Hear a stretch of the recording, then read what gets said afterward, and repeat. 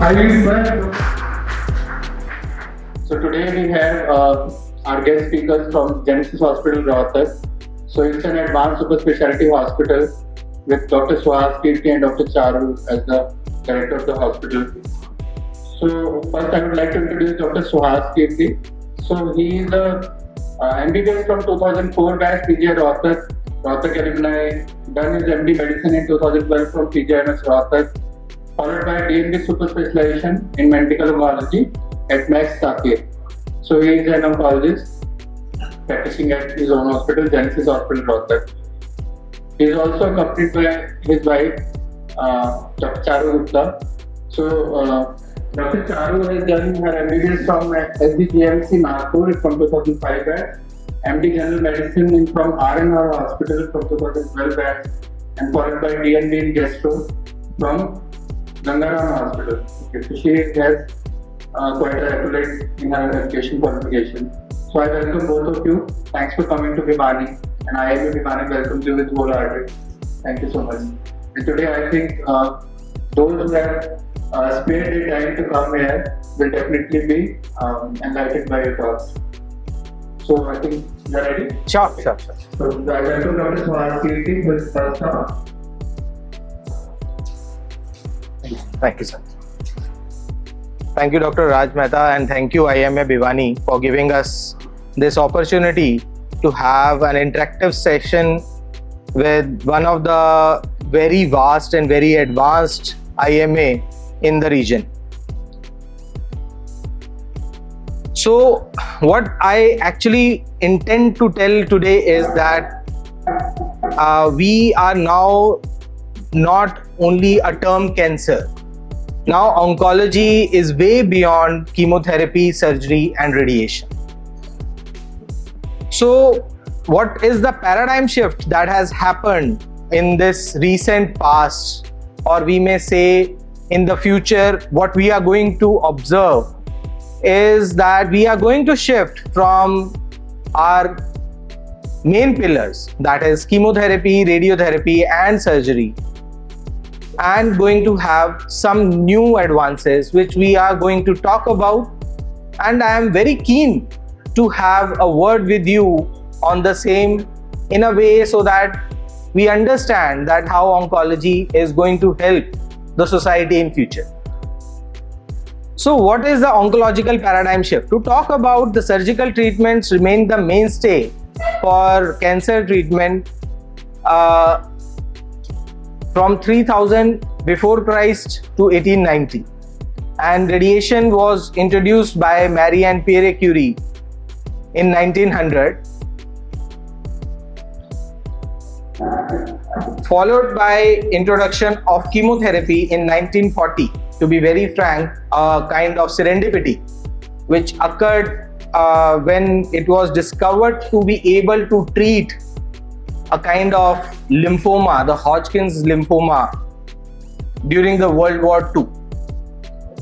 Followed by introduction of targeted therapy, the tyrosine kinase inhibitors and other monoclonal antibodies in 1980s. In 2010, there was introduction of checkpoint inhibitors. So how this all has shifted and how has the mortality been decreasing over the decade? This is very well depicted in this graph, which is actually a possibility to understand that this is how the things have improved in USA, how the survivorship has improved and mortality has decreased. So what are the various progresses, what are the various fields of progression we have seen, we have observed in these few past decades? So to talk about treatment, neotherapies have emerged, imaging, radiation, oncological surgical advances, precision medicine and immunotherapy. Prevention, intervention for infection-related cancers. So we are now talking about the vaccines, either HBV, HPV and many others, cancer susceptibility genes, drug and surgical risk reduction surgeries.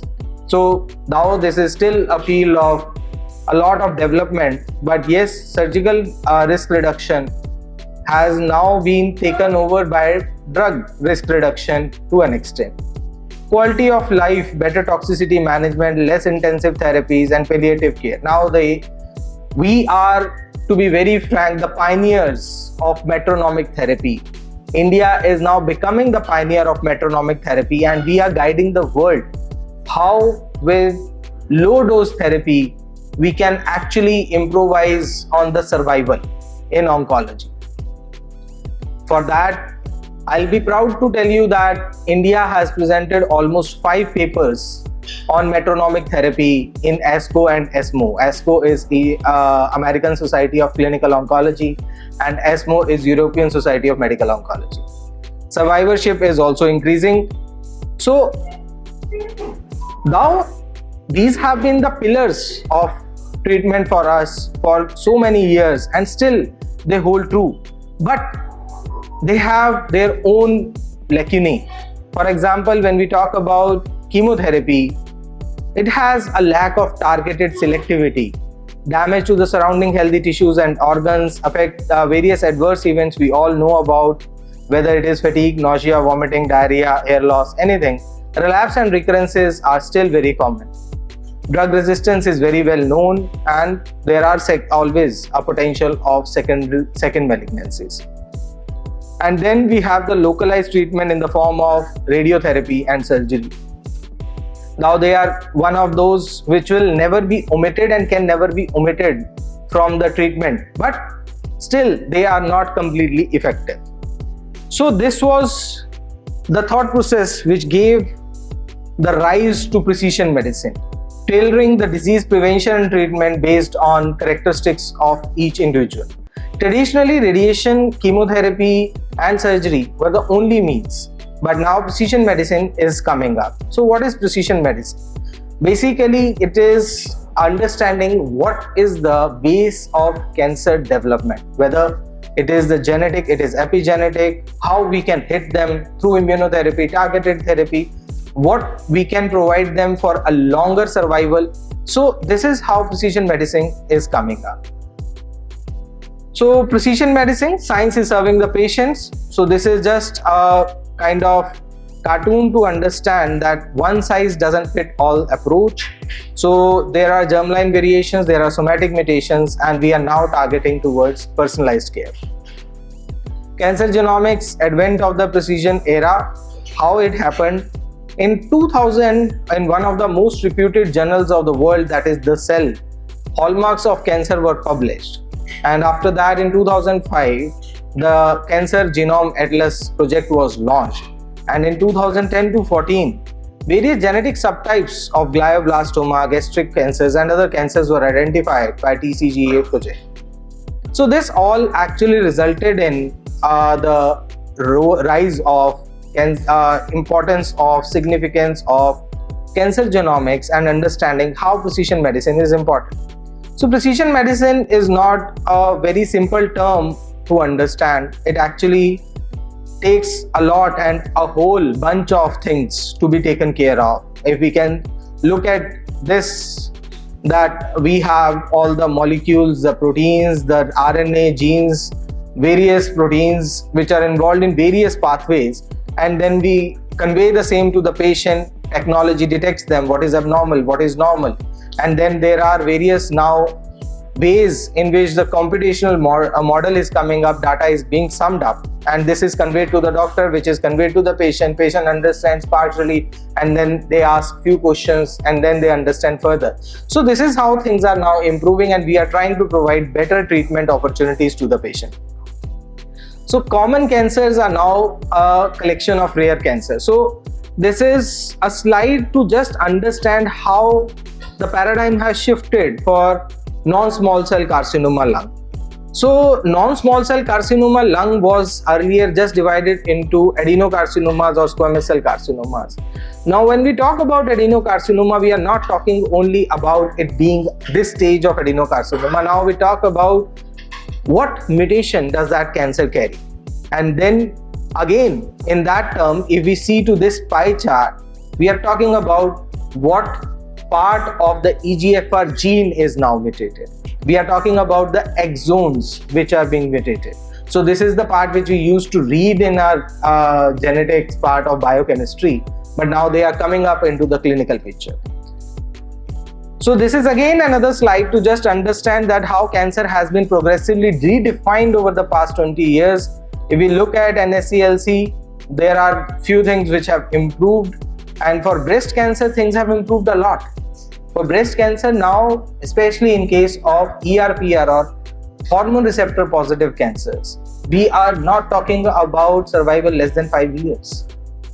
We are talking about survival of 13 years, 14 years, survival of 90% at 5 years, even in stage 4.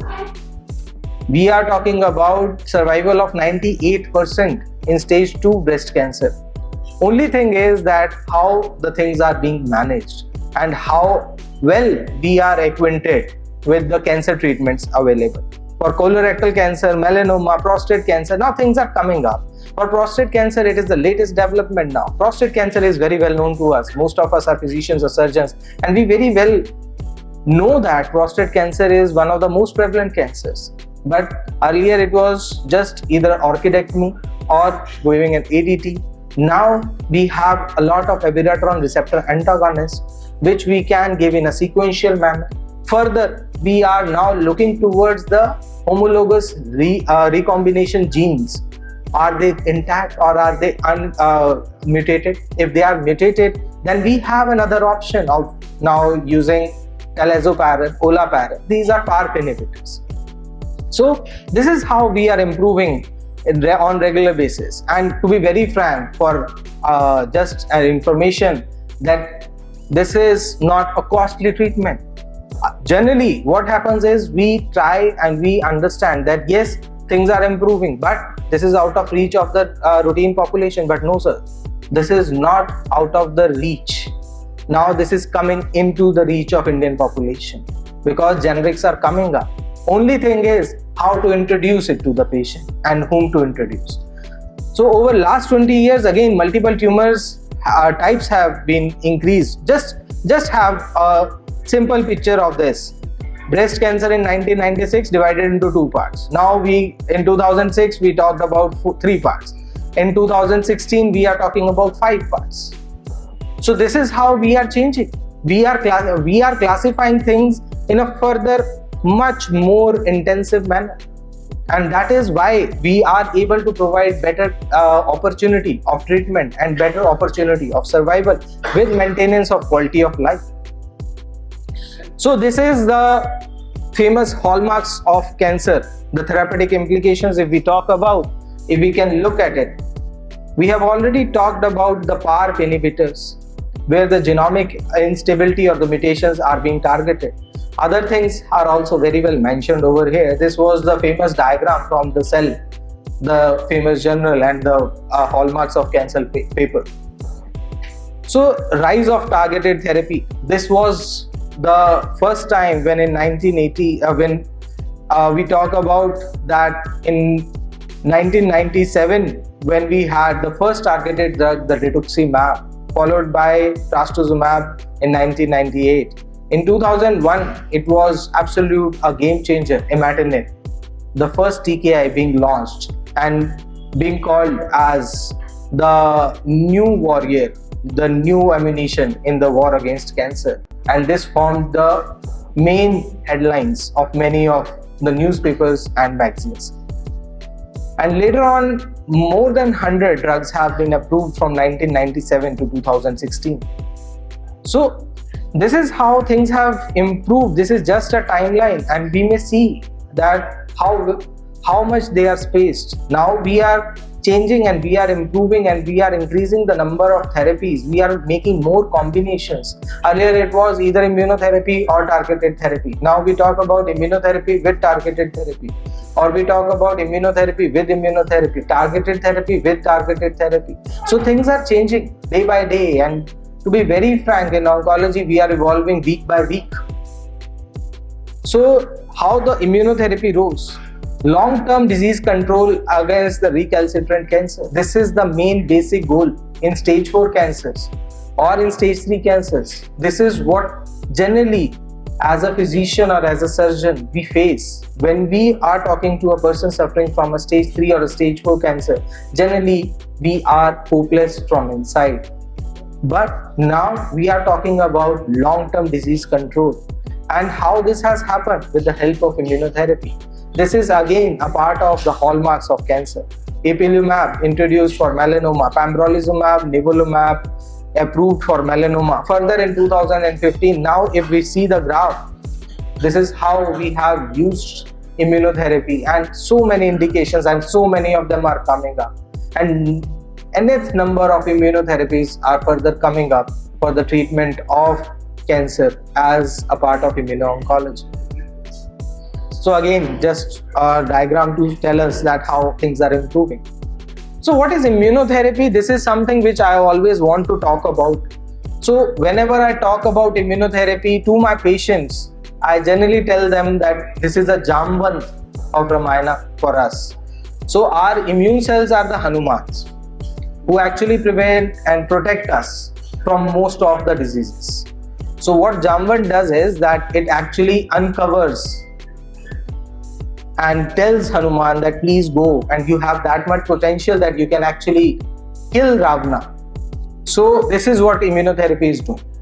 So they actually uncover the potential of the immune cells and they tell them, yes, you can kill the cancer cells. It is not boosting the immune system, but it is actually re-remembering them that yes, you can kill the cancer cells, go and kill. And they are able to kill. Why? What happens actually? So this is the diagram which actually tells us.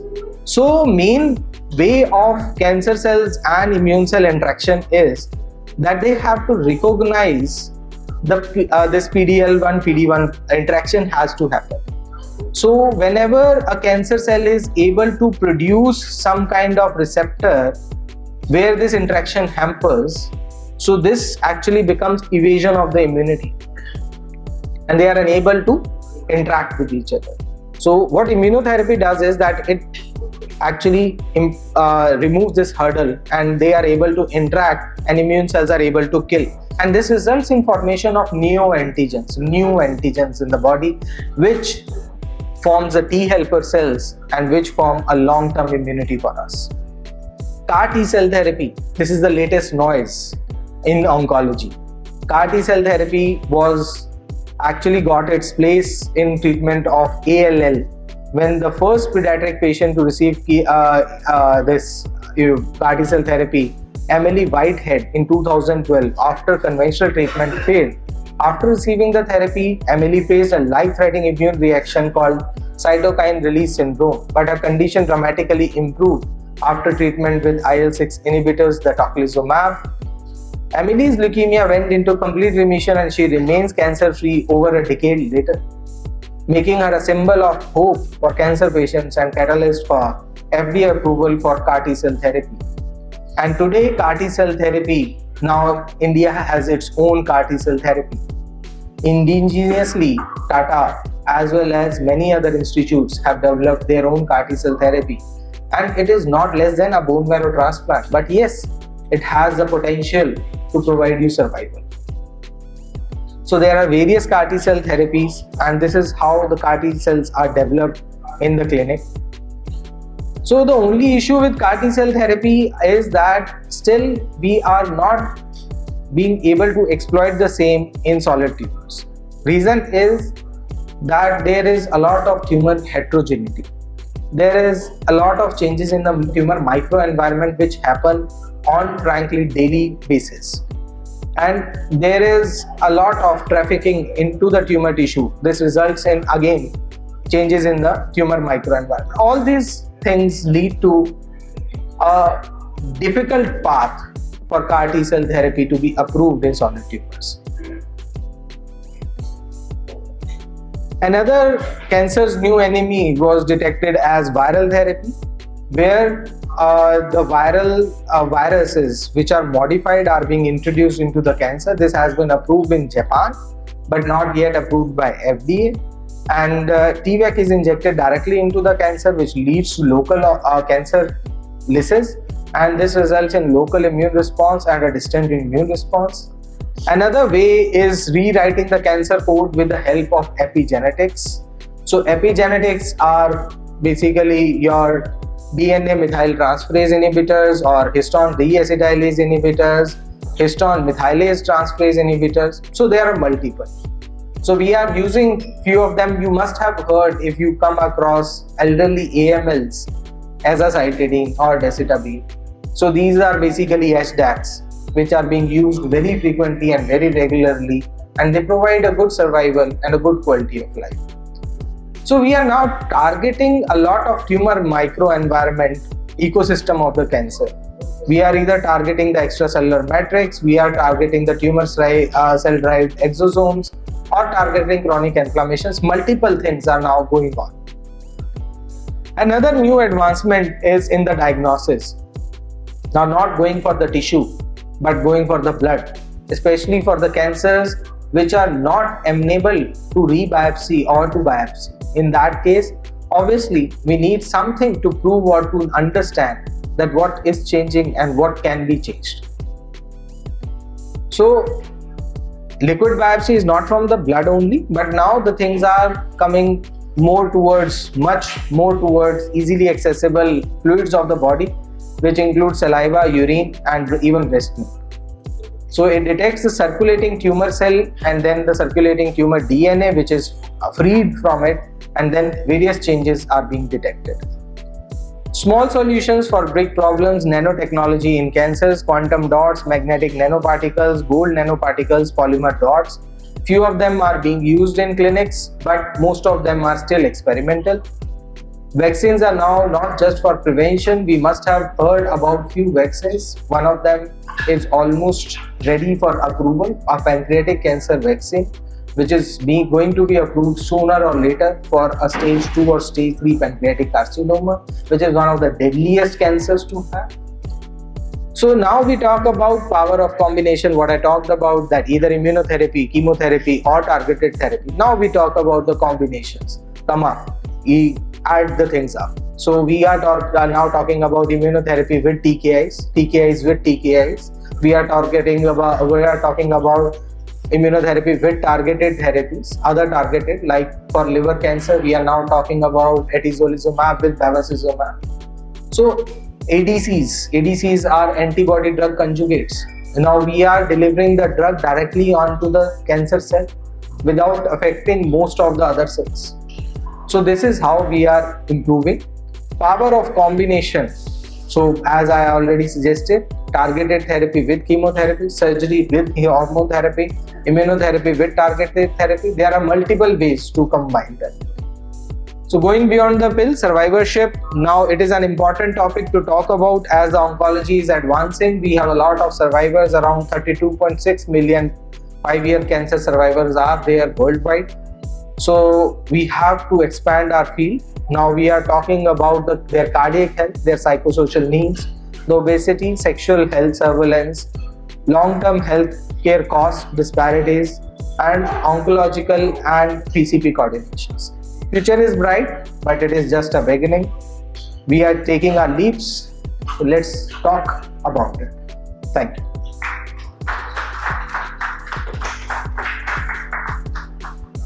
Bhiwani आने पर आप दोनों का स्वागत है। Madam, I request doctor Triloki Gupta, please sir, doctor Suhas Kirti Singla.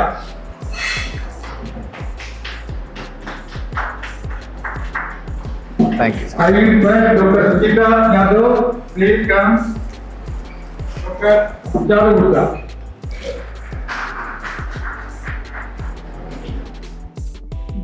And offset, I would like to thank IIT Bhiwani for giving us this opportunity. So today I shall be discussing about the recent advances in the management of fatty liver disease.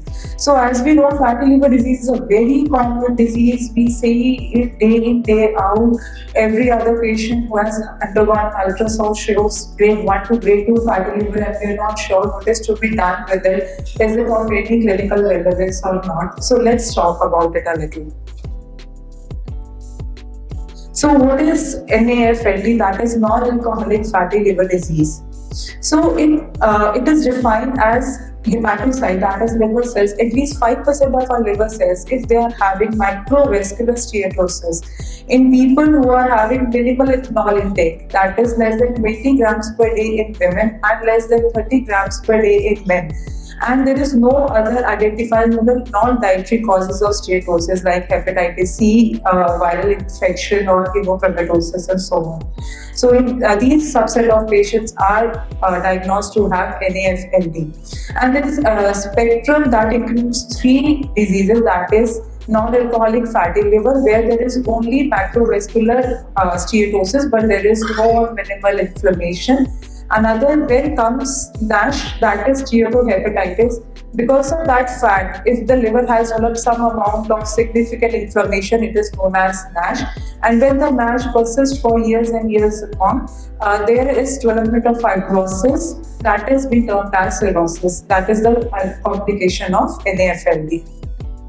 Now, coming to the etiology, it is not a very uncommon disease. As per the global data, the prevalence is to the tune of 30%. So this says that 1/3 of the world population is actually suffering with NAFLD. And there are studies that have shown that amongst these patients, when they were biopsied, 15 to 68% of the patients, they had significant NASH, significant inflammation. So it is not a very uncommon disease, and the complication in the form of NASH is also not that uncommon. And the rate of disease progression is associated with various factors like age, ethnicity, genetics, presence of comorbidities like obesity, diabetes, and hypertension.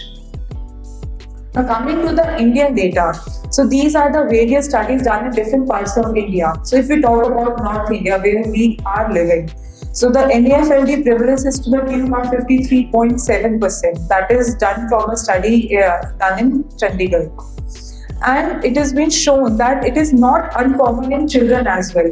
In pediatric studies, the NAFLD prevalence is to the tune of 35%. That is 1/3 of the pediatric population is also suffering from NAFLD. And it is more common in patients who are having, again, obesity, overweight, or diabetes. Now, this slide just shows about the new nomenclature that has been recently come up in June 2023, and it is an initiative from major international societies, that is WASLD, EASL, and they have now changed. In fact, they want to change this term from NAFLD to MASLD, that is metabolic associated dysfunction associated steatotic liver disease. And why this change is required? Basically, there is a stigma associated with alcohol as a term, plus NAFLD itself gives us the idea about the etiology and the risk factors. So why this disease is important? Because if NAFLD progresses, as we have discussed in the previous slides as well, it can progress through steatohepatitis, cirrhosis, as well as hepatocellular carcinoma. In fact, in the people who have not yet developed cirrhosis, the incidence and the chances of development of HCC increases.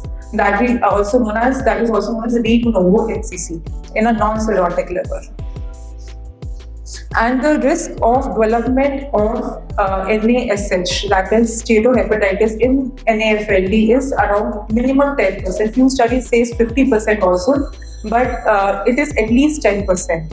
So if we realize that NAFLD is there in 50% of the Indian population, or those if 10% has developed significant NASH in the complication, so around 15 crores of the Indian population is actually suffering from clinically significant fatty liver disease. Now, what are the risk factors? It is a metabolic disease, so all the metabolic risk factors are the risk factors for NAFLD and NASH. That is diabetes, obesity, dyslipidemia, elevated liver enzymes, and family history of cirrhosis. Now, coming to the diagnosis. So first step to the diagnosis is a routine investigation, that is ultrasound. So whenever we see an ultrasound, and if it is mentioning grade 1 to grade 2 fatty liver also, we must investigate the patient further for the clinically significant fatty liver disease. And now there are certain non-invasive scores to diagnose advanced fibrosis, because if the patient is having fibrosis, then only the complication of the disease happens and it has their own sequelae. So FIB4, that is a fibrosis 4 score, is the most accurate scoring system that comprises simple parameters in the form of AST, ALT, platelets and age. And another score that is even a simpler score that takes into the account the ratio of AST to platelets.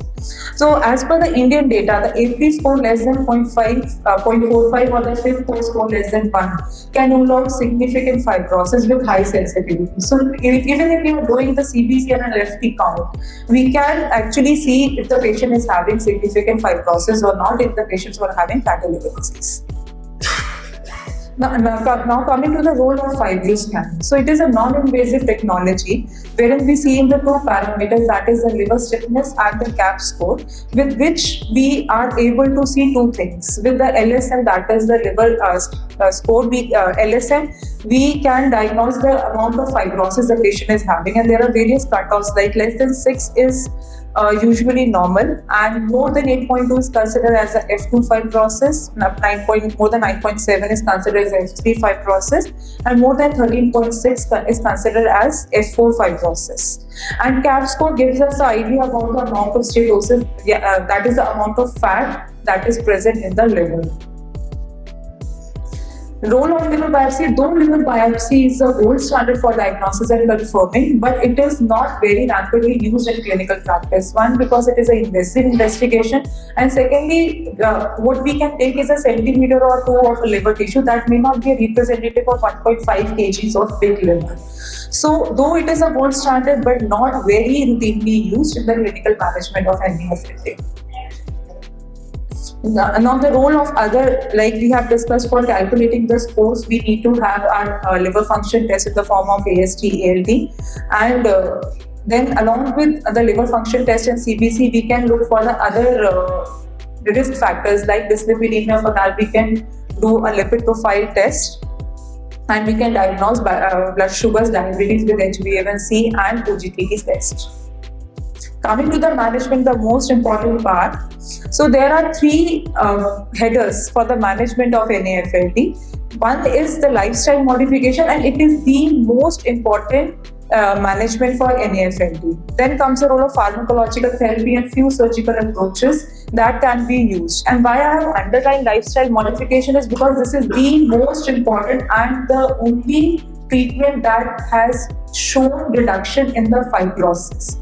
Other measures, other medications, surgical approaches, they have shown improvement in steatosis and steatohepatitis levels, but none other than lifestyle modification has yet been able to show the benefits in fibrosis per se. So, talking about the lifestyle modification, it has 2 headers. One is weight reduction and another is exercise. And one is for weight reduction, and the one is diet and another is exercise. So it is a central pillar. Weight reduction is important because it has been seen that if a person is able to lose 3 to 5% of the weight, body weight, there is an improvement in steatosis level.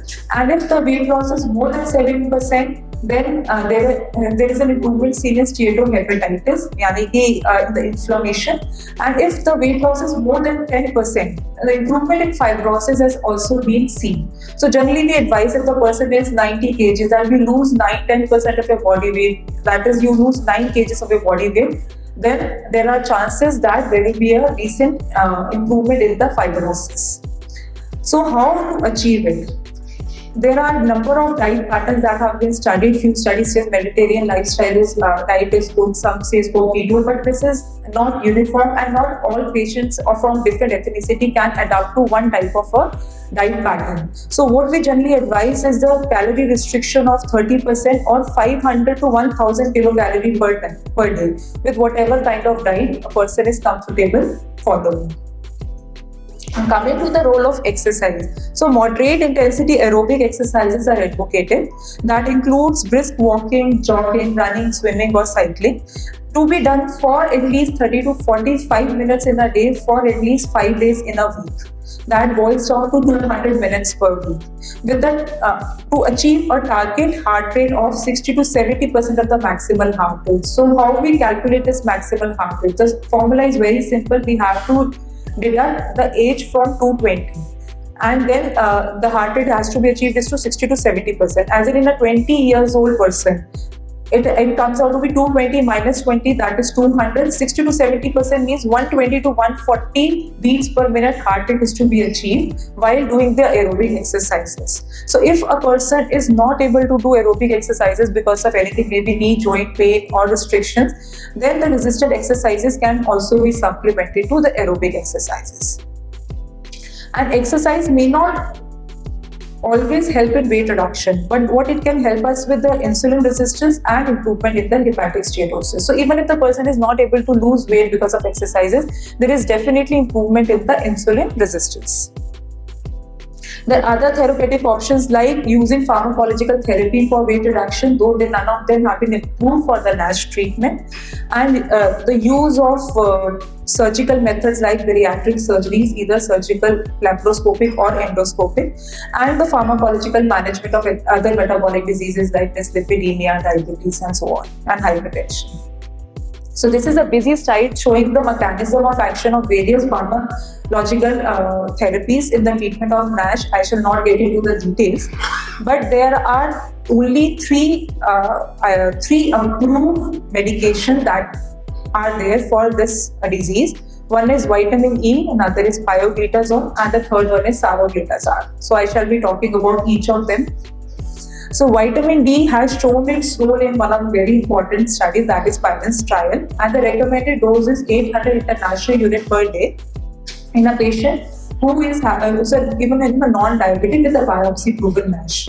So it works by its antioxidant properties, but it has its long-term side effects. There are some noise about its adverse effect in the increased risk of prostatic malignancies and hemorrhagic stroke, though we don't have much conclusive data even to support this side effect. Then another approved therapy is a pioglitazone, that is a PPAR gamma agonist, and it has also shown its benefits in biopsy-proven NASH, but the problem with this drug is the fluid retention, pedal edema, and it is contraindicated in patients who are having heart failure. So we have to use this drug very cautiously in the patients who are having low ejection fraction. So then now the third drug and the latest drug is the saroglitazar, and it is a dual PPAR alpha and gamma action. So how it is superior to pioglitazone is because it has a weaker PPAR gamma agonist action. So the pioglitazone is having a very strong PPAR gamma. This drug has a weaker PPAR gamma action, so that's why the side effects related to pioglitazone are less in the form of fluid retention. But it has a stronger PPAR alpha benefits. So along with the benefits in lipid profile, we get improvement in the insulin resistance as well. So we get the benefits of both, but with the reduction of side effects because of one mechanism of action. So it has shown that with using this drug, there is a significant improvement in the blood sugar control as well as lipid profile.